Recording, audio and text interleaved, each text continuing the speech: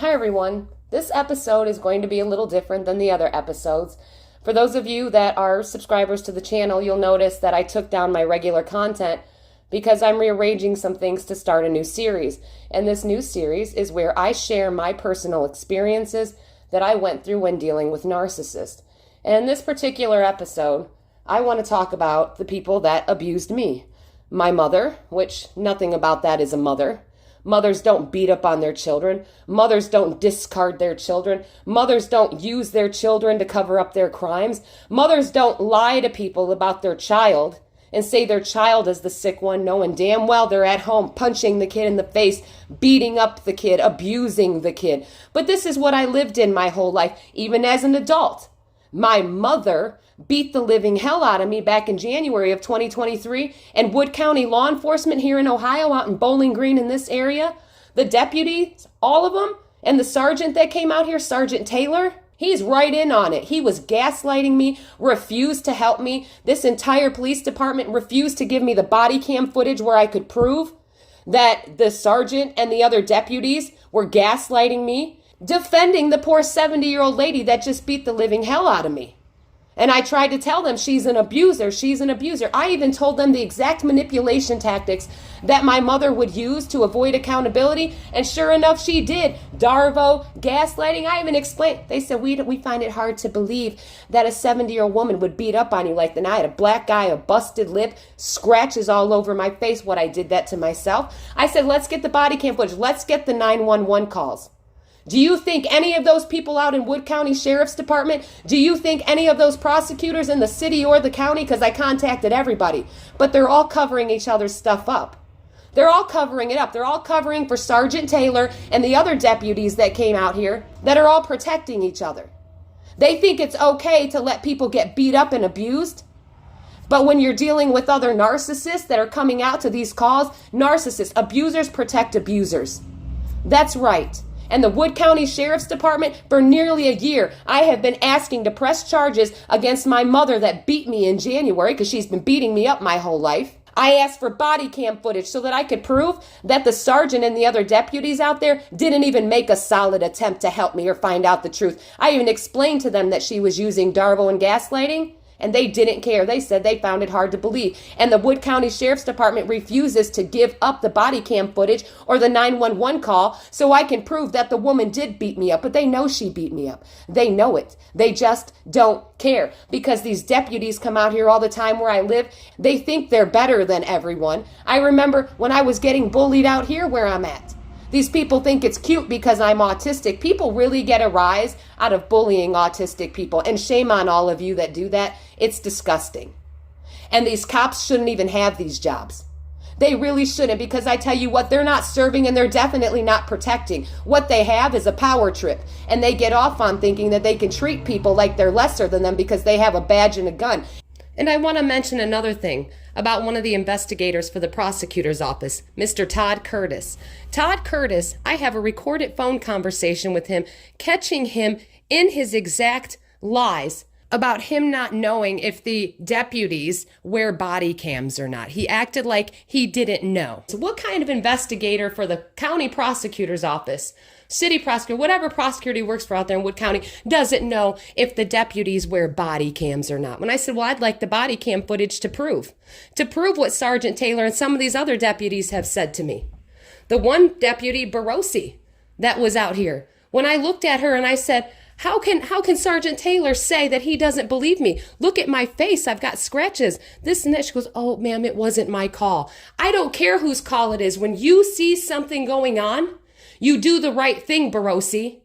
That's right, Deputy Barossi. You knew exactly what was going on. You saw my face. You knew the truth. And instead of speaking up and speaking the truth, you went along with Sergeant Taylor's call because he's your sergeant and you don't want to make waves. Yeah? Well, you not wanting to speak up, Barossi, and tell the truth is the reason why people are still getting abused. Because officers don't want to do their jobs and they don't want to do the right thing. And that Barossi, when I was out here where I live being bullied, somebody out here got the cops called on him for their dog or something, and this woman thought it was me. I had nothing to do with it, wasn't even home. So I come home and I'm getting bullied, and I believe it was Barosi. She showed up out here again, and the first thing she said to me was, I wasn't even going to answer this call when I saw it was you. I've already been out here for you today. I said, you haven't been out here for me today. I haven't even been home. And she said, well, the neighbors said the dog warden came out and you called the dog warden on them. I said, no, I didn't. I was like, maybe these people need to start taking some accountability.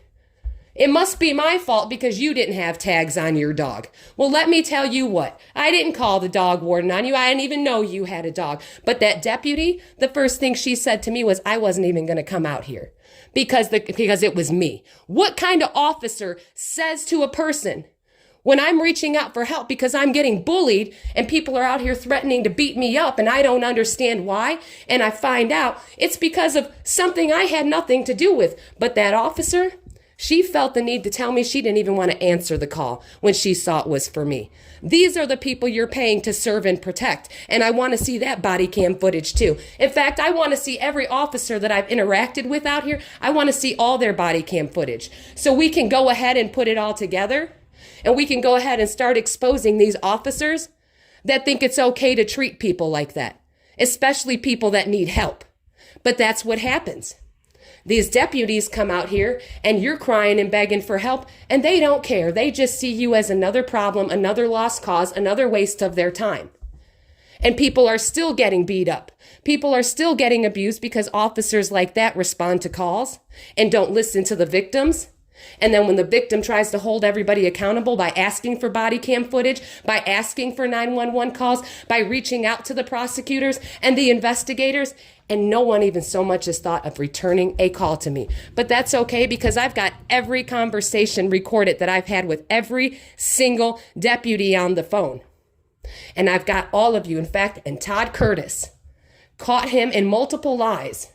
So I've got those recordings. So whenever somebody's ready to do their job and actually help me, feel free to drop me an email at psychwarnpd@gmail.com. That's psychwarnpd@gmail.com. In case all of you didn't know, I went to school. I've got the degrees in criminal justice. I've got the degrees in crime scene and police administration. I went through the Police Science Academy. I went to law school on a full ride scholarship. And now I've written a book on all these types of psychological manipulation tactics that narcissists and other abusers use to avoid accountability. And I can guarantee if you try holding any of these people accountable, they're all going to deploy Darvo. They're all going to start gaslighting and they're all going to start stonewalling. They're all going to do all these tactics. And if you don't know what to look for, they're going to pull one over on you. That's right. I've said it before. So maybe you should buy my book. Maybe you should read my book so you guys can be familiar with all these psychological manipulation tactics that people like my mother, Yolanda Yanez, are using, like Sergeant Taylor, like Todd Curtis. All of these people. They think that, oh, we're law enforcement. We can lie and say whatever we want. Yet for some reason, boy, when the people you're interviewing, if they lie like you guys lie, all of a sudden it's a problem. You see those double standards? That's not working for me. So let's start holding everybody that I named in this video accountable. Let's hold everyone accountable that didn't want to do their jobs because this is ridiculous. I have given everybody ample information and yet not one person, doesn't that seem a little funny? Not one person around me, not one person in law enforcement, not one person that had to do with that man and his friends and their abuse. Why hasn't anyone said anything? You think I'm not putting it together? Well, I'm going to keep exposing everyone until someone does their job.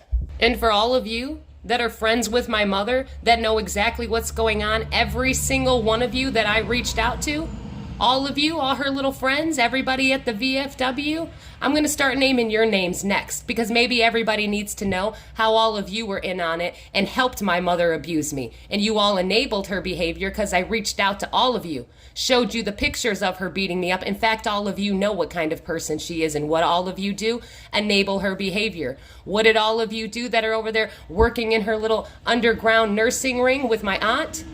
All of you doing all that illegal stuff? You think it's not going to catch up with you?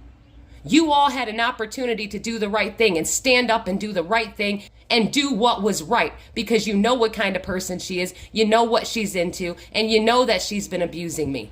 All of you did. All of you, because I reached out to all of you and none of you cared. Y'all brushed it off to the side because abusers protect abusers. Enablers, they don't want to cause any waves because this and that. Well, you know what? That doesn't get anybody anywhere because for 42 years, I went along with the show and I kept everything private and I'm not keeping it private anymore. So all of you that are in on this, yeah, that's right. Think about what you're doing. Think about what kind of people you actually are that knew about everything what this woman was doing to me. And in the next episode, you're going to find out more. And I'm going to keep talking and I'm going to keep telling the truth until somebody speaks up and does the right thing.